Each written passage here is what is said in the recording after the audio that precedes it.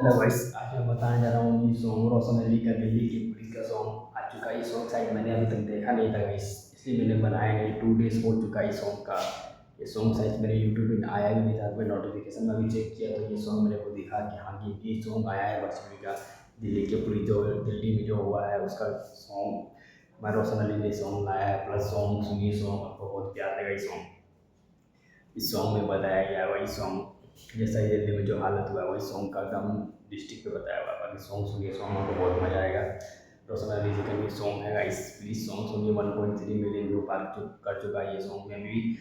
बाकी ये सॉन्ग कैसा रहेगा नहीं रहेगा गाइस वो आप पे डिपेंड करता है। आप बताइए सॉन्ग कैसा था कैसा नहीं था। बाकी मैं तो अभी रिव्यू बना रहा हूँ, बाकी सॉन्ग मैंने अभी सुन चुका हूँ तो सॉन्ग अच्छा है। बाकी सॉन्ग आपको कैसा लगा आने लगा, अगर अच्छा लगा तो फिर से सॉन्ग सुनिएगा। 3-4 मिलियन व्यू जाना चाहिए सॉन्ग पे।